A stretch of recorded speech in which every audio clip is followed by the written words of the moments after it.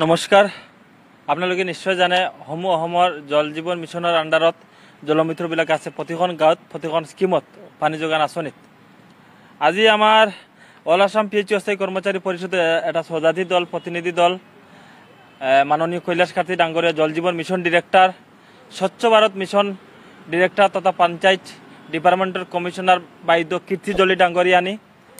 আমাৰ লেটাৰ যোগেদি আজি এটা টেবুল মিটিং হৈছে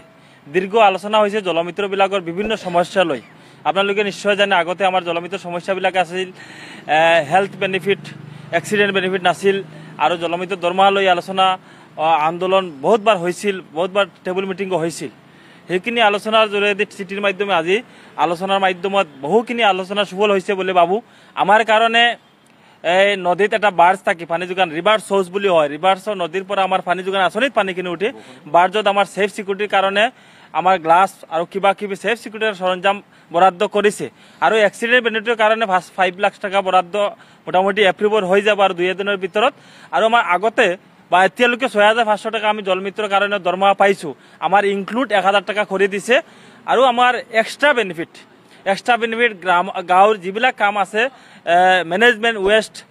SBMৰ আণ্ডাৰত আৰু এগ্ৰিকালচাৰ ডিপাৰ্টমেণ্টৰ আণ্ডাৰত যিমান কামখিনি আছে আমাৰ জলমিত্ৰৰ এংগেজ কৰি ৰাখিছে আৰু ইনচেন্টিভবিলাক দিব সঁচাকৈ ভাল লাগিছে মাননীয় মুখ্যমন্ত্ৰী আৰু আমাৰ PHU মিনিষ্টাৰ জয়ন্ত মল্ল ডাঙৰীয়া এইখিনি চিন্তা কৰাৰ কাৰণে আৰু আমি অল আসাম PHU অস্থায়ী কৰ্মচাৰী পৰিষদে আমি ধন্যবাদ দিছোঁ মাননীয় মুখ্যমন্ত্ৰী যশস্বী মুখ্যমন্ত্ৰী হেমন্ত বিশ্ব শৰ্মা মহাশয়ক আৰু ধন্যবাদ দিছোঁ আমাৰ PHU ডিপাৰ্টমেণ্ট জয়ন্ত মল্ল ডাঙৰীয়াক আমার এইখিনি দাবি মোটামুটি হয়ে গেল কিন্তু আমার মেইন দাবিখিনি রয়ে গেল আমার লেবার একমতে দরমহা এই দাবি আশা রাখিছো আমার এইখিনি 26-ৰ আগে আগে আমাৰ দাবিখিনি পূৰণ কৰব আৰু আমাৰ এংগেজমেন্ট লেটাৰ পৰিবৰ্তে আমাৰ এপয়েন্টমেন্ট দিব বিচাৰিছিল আমি বিচাৰিছো যে এপয়েন্টমেন্ট দিয়াৰ কাৰণে আমাৰ এটা এংগেজমেন্ট লেটাৰ দি থৈছে গতিকে আমি আশা ৰাখো জয়ন্ত মল্ল ডাঙৰীয়া মাননীয় মুখ্যমন্ত্ৰী ডাঙৰীয়াৰ নেতৃত্বত 26-ৰ বিধানসভাৰ আগে আগে আমাৰ দাবিখিনি পূৰণ কৰিব আজি আমি মিটিঙত বহুত ভাল সুফল হৈছে বুলি মই ভাবো আমি অসম চৰকাৰৰ শ্ৰীবৃদ্ধি কামনা কৰিছো আমাৰ আগন্তুক দিনত জলমিত্ৰৰ কাৰণে আমাৰ বাকি দাবিখিনি আমাৰ পূৰণ হ'ব বুলি আশাবাদী আজি আমাৰ বিভাগৰ মন্ত্ৰী জয়ন্ত মল্ল বৰুৱা ডাঙৰীয়া আৰু আমাৰ মুখ্যমন্ত্ৰী ডাঙৰীয়া লগতে আমাৰ MD ছাৰ আৰু চিফ ইঞ্জিনিয়াৰ ছাৰ সকলোকে আমি ধন্যবাদ জনাইছো আমাৰ এতিয়ালৈকে হৈ থকা উন্নয়নমূলক কামখিনিৰ বাবে কিন্তু আমি তেখেতলোকৰ লগতে অনুৰোধ ৰাখিব বিচাৰিছো যে আমি সন্থাৰ পিনৰ পৰা বা আমাৰ জলমিত্ৰসকলৰ পিনৰ পৰা যিখিনি আমাৰ মূল দাবী আছিলে তাৰ প্ৰায় দাবীখিনি এতিয়া আমাৰ পূৰা হোৱা নাই আমি মিনিমাম ৱেজৰ কাৰণে আমি আন্দোলনো কৰিছিলোঁ গতিকে সেইটো তেওঁলোকে চকু মেলি চাব বুলি আমি আশা ৰাখিছোঁ আৰু লগতে আমি আজি সুখী তেখেতলোকে আমাক বিভিন্ন বিভাগৰ পৰা জড়িত কৰি আমাক গাঁৱৰ তৃণমূল পৰ্যায়ৰ এজন আমাক বিশেষ ব্যক্তি হিচাপে গঢ়ি তুলিবলৈ গৈ আছে তাৰ বাবে আমি ধন্যবাদ দিছোঁ আমাক শেহতীয়াকৈ আজি এগ্ৰিকালচাৰ বিভাগত কৃষি বিভাগত জড়িত কৰিছে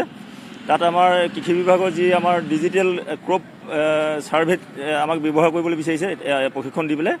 গতিকে সেই ক্ষেত্ৰতো আমাক এতিয়া আমাৰ তাতো যথেষ্ট আমাৰ হেৰি হ'ব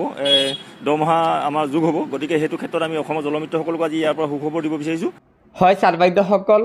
ৰাজ্যৰ জল জীৱন মিছনত কাম কৰা ঠিকাভিত্তিক কৰ্মচাৰী অৰ্থাৎ জলমিত্ৰসকলৰ দৰমহা বৃদ্ধি আৰু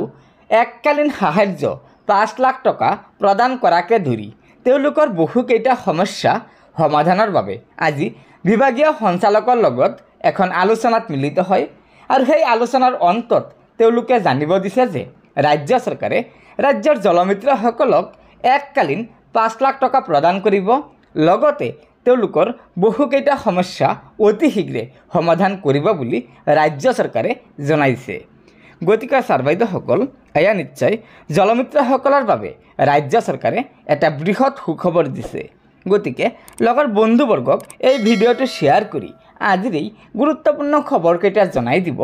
আৰু নতুনকৈ অহা ছাৰ বাইদেউসকলে অনুগ্ৰহ কৰি আমাৰ এই চেনেলটো ছাবস্ক্ৰাইব কৰি ল'ব